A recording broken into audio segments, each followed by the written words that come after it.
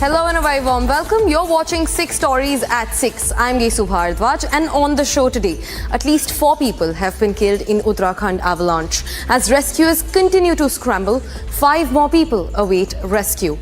Unprecedented and heated, the very public Oval Office clash between US President Donald Trump and Ukraine's President Volodymyr Zelensky.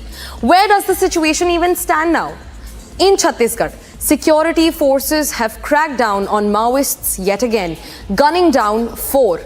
As hope depletes, the struggle to pull out 8 trapped workers from Telangana's SLBC tunnel is on.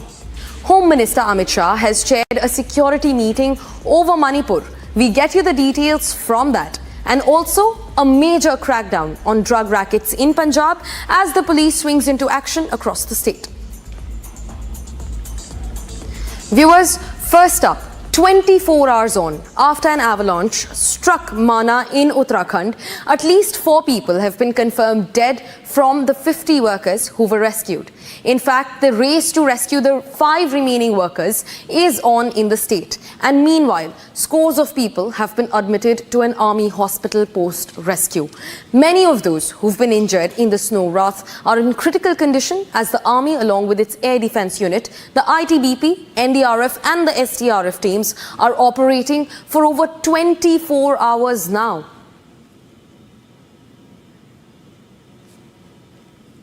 लोग लगातार rescue अभियान में अपना योगदान कर रहे हैं, बचाव में लगे हुए हैं। कुछ लोगों की हालत थोड़ा सा ज़्यादा, चूंकि रात भर ठंड के कारण से, उसके कारण से एवलांच में आसपास अपने को बचाने के समय चोट भी लगी है, लेकिन फिर भी अधिकांश लोग अभी ठीक हैं और जो बचे हुए 7 लोग हैं उनको भी जल्दी ही निकालने के लिए युद्ध स्तर पर काम किया जा रहा है। 2 तरह से ऑपरेशन चल रहा है। एक तो हेली रेस्क्यू हमारा चल रहा है, जिसमें क्लाउड कवर बीच बीच में चैलेंज हमें दे रहा है, और रोड लामबगढ़ से आगे हमारा नेटवर्क थोड़ा प्रॉब्लम कर रहा है, लेकिन बीआरओ ने अवगत कराया है कि वो काफ़ी आगे तक उन्होंने खोल दिया है, 9-10 किलोमीटर्स का स्ट्रेच। तो प्रयास रहेगा, अगर रेनफॉल स्नोफॉल नहीं होता है तो बद्रीनाथ धाम तक आज हम रोड खोल लेंगे। अभी 55 की दबे होने की खबर थी, और जो सही खबर है उसमें 47 को रेस्क्यू कर लिया गया है, एंड 2 या 3 की क्रिटिकल कंडीशन है, लाइव हैं, बट थोड़ा फ्रैक्चर है, कि हेड इंजरी है, वो एडमिट है, एंड 8 अभी मिसिंग है। तो आई होप इवनिंग तक मिल जाएंगे वो भी, एंड होप कि अलाइव हो, ठीक हो। उनको सभी को रेस्क्यू कर लिया गया है। 47 के 47 एडजस्टमेंट हॉस्पिटल में है। हम लोग का रोल जो टर्शरी केयर का होता है एम्स का, कि अगर ये पेशेंट हमारे पास आते हैं और अगर इनको गहन चिकित्सा की ज़रूरत होती है, टर्शरी केयर की ज़रूरत होती है, तो उसको प्रोवाइड करने के लिए हमारे यहाँ पे तैयारियाँ जारी हैं। सर, क्या कोई कॉल्स अभी तक आई है? देखिए, हम उनके टच पे ज़रूर हैं, लेकिन पेशेंट्स कब शिफ्ट होंगे, क्या होंगे, वो सारी डिटेल जो है हमें वक्त के साथ ही प्रोवाइड होंगी। जैसे जैसे उनको लगता है, वहाँ पे भी उनके डॉक्टर्स हैं, आर्मी के डॉक्टर्स भी हैं, उन लोगों को जब लगता है कि एम्स की ज़रूरत होगी तो उस दौरान हम लोग को वो इन्फॉर्मेशन आ जाएगी। वो चैनल्स हमारे ओपन हैं।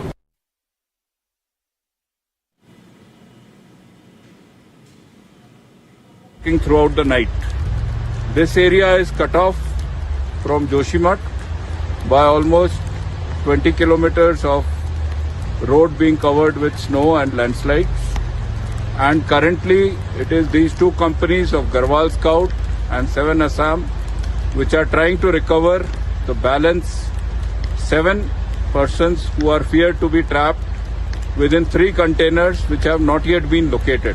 Currently air effort is being put in to take out the casualties. A number of them have already been sheltered out to Joshimath. My colleague Sagar also brings us the latest developments on the rescue front. Take a look at this. तो पहाड़ों पर देखिए rescue operation का दौर लगातार जारी है। कैसे जो श्रमिक फंसे हुए हैं उन तक आवागमन बेहतर हो सके, रेस्क्यू ऑपरेशन का दौर यहाँ पर देखिए बीआरओ कंपनी के द्वारा लगातार जारी है, और बुलडोजर के जरिए देखिए यहाँ से बर्फ को लगातार हटाया जा रहा है। किस तरह से यहाँ पर काम किया जा रहा है, आकाश इन तस्वीरों को एक बार दिखाइए। देखिए कितना कठिन यहाँ पर रेस्क्यू ऑपरेशन है, और बर्फ को इसी तरह से हटाकर रास्ते को यहाँ पर क्लियर किया जा रहा है। अब जाकर देखिए यहाँ पर बीआरओ की गाड़ी, जो हमारी गाड़ी फंसी है, तभी यहाँ से वो निकल पाएगी। सर कहाँ का रेस्क्यू ऑपरेशन, कहाँ का भी ऐसे हाल है? बद्रीनाथ का है सर, अभी आगे माना। क्या अभी कब तक लग रहा है जहाज पर श्रमिक फंसे हुए रास्ता क्लियर हो जाएगा? और शाम तक हो जाएगा। शाम तक हो जाएगा। तो उसके बाद मतलब कि फिर एनडीआरएफ और सभी टीमें रोड के जरिए जा सकती, सभी जाएंगे। तो देखिए काम लगातार चल रहा है। कहा जा रहा है कि देर रात तक यहाँ पर जो है रोड क्लियर करने का काम हो जाएगा, फिर जो है यहाँ पर टीमें जो है आगे की ओर सड़क मार्ग के जरिए बढ़ेंगी, क्योंकि देखिए पहाड़ों पर अभी भी ऊंची चोटियों पर हर जगह देखिए यहाँ पर अभी भी बर्फ की मोटी चादर आपको दिखाई दे रही है, और ये लगातार देखिए पहाड़ों से लगातार नीचे गिर रही है। देखिए जवान कितने मुस्तैद हैं, ये लगातार ये देख रहे हैं कि कहीं और तो ये मलबा नहीं है जो अब बर्फबारी लगातार हुई है, कहीं मलबा तो नहीं गिरा है, कहीं ग्लेशियर तो पिघल कर नहीं आ रहा है, क्योंकि ये चाहते हैं कि श्रमिक जल्द से जल्द जो है सुरक्षित वहां बाहर निकाले जाए। Also being joined by my colleague Piyush Ori live from the Chamoli district. Piyush, tell us what is the situation like right now? In fact, the evening is falling. We're closing into dusk. What is the update on the security personnel and the rescue operations?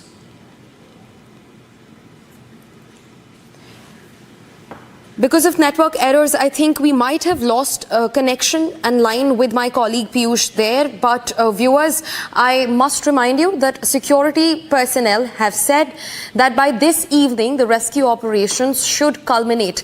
Piyush is joining us again live from Chamoli district.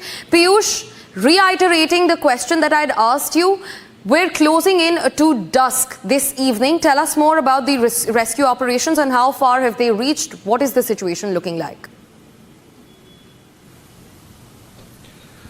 So as what had been mentioned officially by General Ananda Sen Gupta, there is 2 companies, that is the 2 Garhwal Scouts and 7 Assam Rifles, which is right now trying to do the rescue operations at Malna, where unfortunately this glacier front had broken because of the avalanche.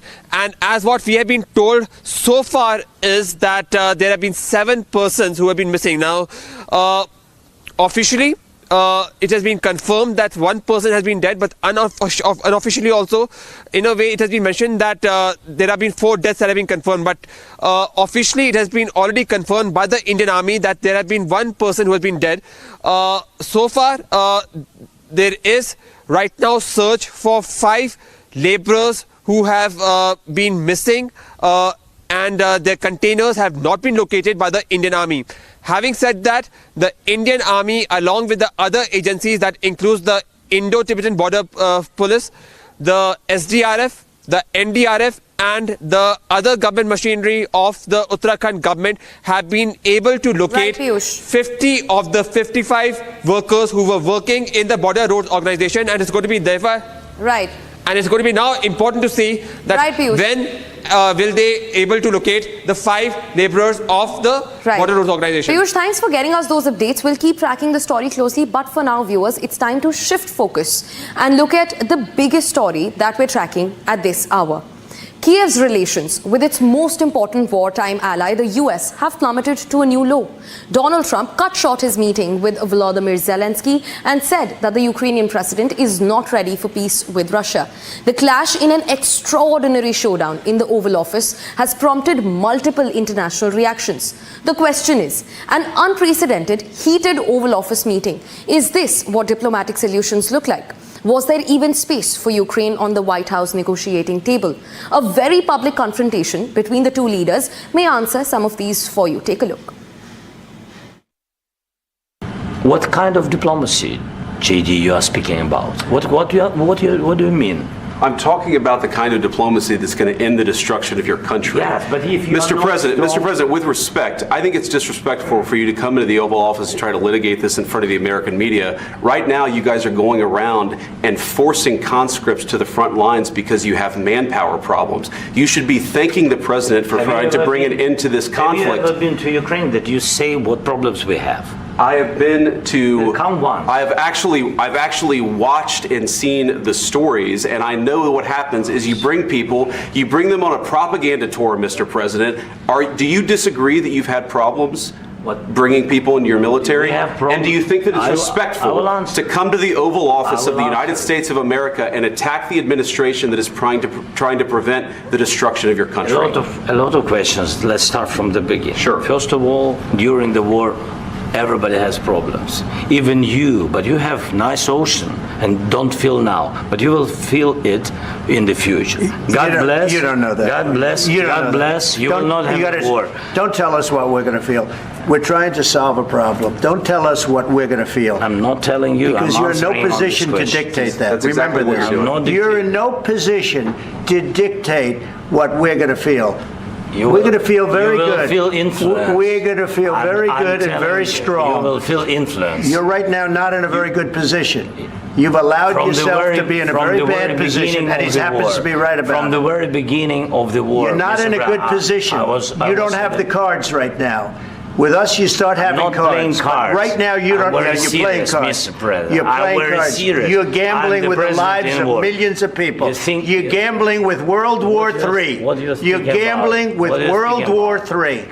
And what you're doing is very disrespectful to the country, this country, that's back to you, far more than a lot of people said they should have. Have you said thank you once? This entire meeting? No, in this entire meeting, have you said thank you? You went to Pennsylvania and campaigned for the opposition in October. Offer some words of appreciation for the United States of America and the president who's trying to save your country. Please, you think that if you will speak very loudly about the war, you can... He's not speaking loudly. He's not speaking loudly. Your country is in big trouble. Can I Wait a minute. No. You've done a lot of talking. Your country is in big trouble. I know. You're not winning. You're not winning this. You have a damn good chance of coming out okay because of us. Mr. President, we are staying in our country, staying strong from the very beginning of the war. We've been alone, and we are thankful. I said thanks you haven't been in this alone. cabinet. You haven't been alone. In this cabinet. We gave you, through this stupid president, $350 billion. We gave you military equipment, and your men are brave, but they had to use our military. What about if you didn't have our military equipment, if you didn't have our military equipment, this war would have been over in 2 weeks. In 3 days. I heard it from Putin. In 3 days. This is something maybe new. Less. In 2 weeks. Of course, yes. It's going to be a very hard thing to do business like this. Again, I tell you. Just say thank you. I said a lot of except that there are disagreements, and let's go litigate those disagreements rather than trying to fight it out in the American media when you're wrong. We know that you're wrong. But you see, I think it's good for the American people to see what's going on. I understand, sir. I think it's very important. That's why I kept this going so long. You have to be thankful. You don't have the cards. Thankful. You're buried there. Your people are dying. You're running low on soldiers. Listen, you're running low on soldiers. It would be a damn good thing. And then you tell us, I don't want a ceasefire. I don't want a ceasefire. I want to go and I want this. You got to be more thankful. Because let me tell you, you don't have the cards. With us, you have the cards. But without us, you don't have any cards. Meanwhile, the heated exchange between US President Donald Trump and Ukrainian President Volodymyr Zelensky has sent shockwaves across global leadership. While some are batting for Team Trump, the others have condemned White House's behavior towards the Ukrainian president. Watch this.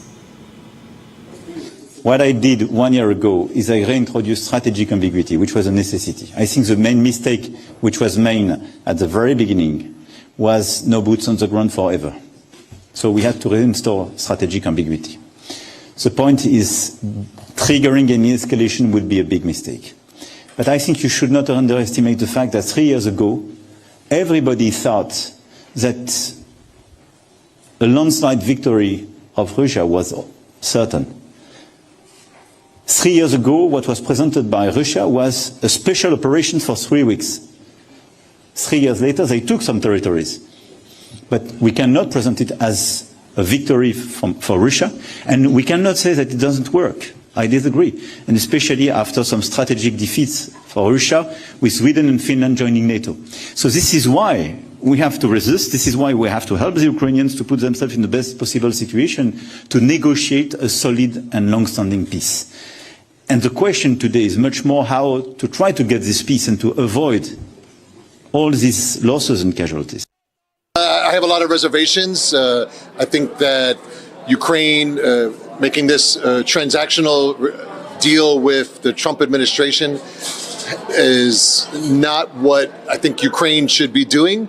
I think we all agree that the war should come to an end, but we should look at our facts and our history. The U.S., based in 1991 on the Budapest Memorandum, should be supporting Ukraine unequivocally, regardless of any mineral rights deal.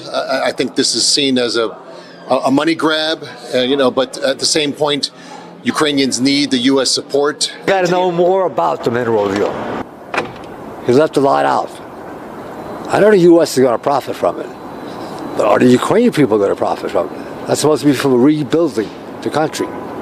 If the Ukrainian people profit from it also, it's a good deal. But let's go back to the war. It's got to end the war. That's the bottom line. We'll see how this evolves behind closed doors, because we're still right in the middle of talking right now. Viewers, 2 Naxalites were killed in an encounter with security personnel in Chhattisgarh's Sukma district. The gunfight took place in the morning in a forest under the Kistaram police station area, where a joint team of security personnel was out on an anti-Maoist operation. As per the police, personnel from the District Reserve Guard and the CRPF are involved in the ongoing operations. Bodies of 2 Naxalites have been recovered so far from the encounter site, and a search operation is still underway in the area, as per the officials. हमारे जवानों को तो लगातार सफलता मिल रही है। हमारी सरकार को 1.25 साल से ज्यादा हो गए हैं और इस दरमियान में बहुत मजबूती के साथ नक्सलवाद के साथ हमारे जवान, हमारे सुरक्षा बल के जवान लड़ रहे हैं। उनके साहस को नमन करते हैं और एक दिन निश्चित रूप से छत्तीसगढ़ में शांति कायम करने में हम लोग कामयाब होंगे। Also being joined by my colleague Jitendra, live from Malkangiri. Jitendra, tell us more about the rescue operations. 2 bodies of Maoists have been found so far.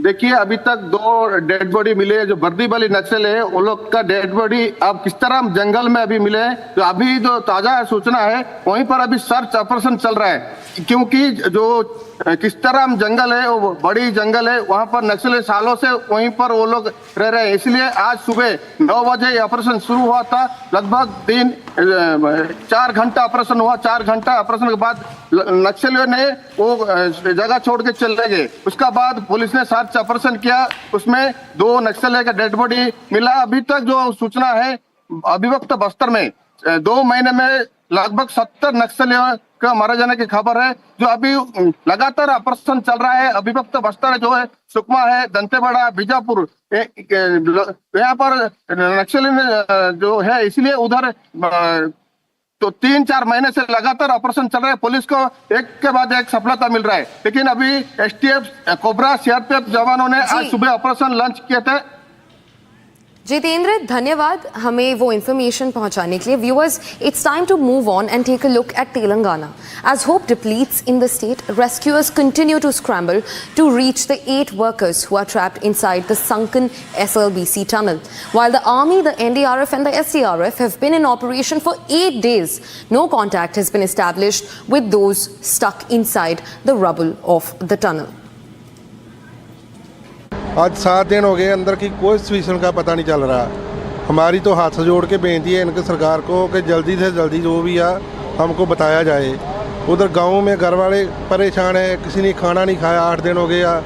जो भी है हम बहुत परेशान हैं, हमको कुछ बता नहीं रहे इधर का क्या चल रहा। हमने बोला कि खुद अंदर जाएंगे, कि जाके देखेंगे अपनी आँखों से क्या हो रहा क्या नहीं हो रहा। हमको अंदर नहीं जाने दिया जा रहा। मैं उन दोनों सर से यही उम्मीद रखूंगा और विनती करूंगा कि जल्द से जल्द इस परिस्थिति को देखते हुए रिक्शो जो अभी चल रहा है वो तो काफ़ी हद तक ठीक ही चल रहा है, जहां तक हमें अपडेट मिल रहा है। तो हम उनसे रिक्वेस्ट फिर से करते हैं कि जितना जल्दी हो सके हमारा मदद करें निकालने में, ताकि हम सही सलामत लेके घर जा सकें। Viewers, Union Home Minister Amit Shah chaired a high-level security meeting in the national capital earlier today to review the security situation in Manipur. This meeting is the first since the president's rule was imposed in the state. With the arms surrender drive gaining momentum, the centre laid out fresh deadlines to restore normalcy and crack down on ethnic violence in the strife-hit state. Watch a report to know more on this. Earlier today, Union Home Minister Amit Shah chaired a high-level meeting in the national capital to review the security situation in Manipur. The meeting comes as the state finds itself in the midst of an intensive looted arms surrender drive. Manipur Governor Ajay Kumar Bhalla attended the meeting alongside other key officials of the state. And this is the first time that the Union Home Minister has chaired a review meeting on the state post the imposition of President's rule. Political turmoil has been mounting in Manipur after Chief Minister Biren Singh had resigned earlier in February. According to sources, Shah not only reviewed law and order in Manipur, but he also called for the restoration of total normalcy. Shah also directed that from March 8th onwards, free movement of the public should be ensured across all routes in the state. The meeting comes as a part of the centre's thrust to clamp down ethnic violence in the state that has since claimed 250 lives, severely obstructing law and order. Also being joined by retired Lieutenant General Nishikanta Singh to get us more updates into the matter. Sir, thank you so much for speaking to Republic. In fact, I want to ask you, free movement will begin in Manipur starting from the 8th of March. What does this mean for the state, especially amid the President's rule? The problem, free movement is one of the problems being faced in Manipur. You see, the people from the valley, they cannot move more than 60 kilometers. And whereas people from Churachandpur and others, to go to an airport, they have to travel 300 kilometers of treacherous mountain road. Similarly, the people from Churachandpur or Kangpokpi cannot catch an incoming flight. So one of the major requirement or principal requirement of the government is to ensure free movement of the people. If there is no free movement, there is division between the two ethnic groups. And I can tell you that when we are doing this, there are always hawks who will resist this effort. Right, it has been almost 2 weeks since the president's rule was imposed. And I can tell you that things are definitely much better than what it was. People are feeling secure. Right, and extortion has come to almost a level of where it can be said that extortion is almost nil. Right, sir. Sir, in fact, amid the turbulent situation that Manipur has been facing for over 2 years, it's really good to know that under the President's rule, the state is on to higher heights of development. Thank you so much for joining us on the broadcast. Police across Punjab is conducting cordon and search operations as part of a massive anti-drug crackdown. The Punjab police launched a statewide anti-drug operation, raiding 750 locations with 12,000 personnel. Chief Minister Bhagwant Mann has also set a deadline to eradicate drug abuse in the next 3 months. 3 साल हो गए इस सरकार को बने हुए, हर घर तक इन्होंने नशा पहुंचा दिया है, हर घर का कोई ना कोई नशे पे लग गया है और ये सरकार ने पूरा पेट्रोनाइज किया है 3 साल। पुलिस और लीडरों का नेक्सिस है जो पंजाब में नशे को चला रहा है। आज 3 साल के बाद ये जागे हैं। मैं कहता हूँ फिर भी यार करो तो सही कुछ। हमारा एक पैन पंजाब एक इंटेंसिफाइड जो वॉर अगेंस्ट ड्रग्स शुरू हुई है, उसके तहत ही हमने जो हमारे डिस्ट्रिक्ट बठिंडा का एक पुराना नोटोरियस एरिया है ड्रग्स का हॉटस्पॉट बीड़ तालाब, ये सदर बठिंडा थाने के एरिया में आता है। वहाँ पे हमने आज इंटेंसिफाइड सुबह 9 बजे से स्टार्ट किया है और सुबह से हमें यहाँ पे कई सस्पिशियस यूथ को भी हमने अभी डिटेन किया, उनसे पूछगिछ हो रही है और कुछ के घरों से हमें तलाशी में NDPS का मटीरियल भी मिला है जिस पे हम एज पर लॉ कार्रवाई करेंगे। Also being joined by my colleague Lalit, live on the broadcast. Lalit, thanks for joining us. Tell us more about the operations that are going down, the anti-drug operations across Punjab. Well, if we talk about this whole operation, it's been around 3 to 4 days that this operation is being done in Punjab. And if you talk about today, for continuous 4 hours all across Punjab, this anti-drugs operation, war against drugs, has been started. If you talk about today, around 290 persons have been arrested all across Punjab. Around 232 FIRs have been registered all across Punjab. And other than that, if we talk about in a huge quantity, drugs have been recovered from the person. And with that, we call it a wrap on today's edition of 6 Stories at 6. I will see you again on Monday, same time, with the 6 biggest agenda-setting stories of the day.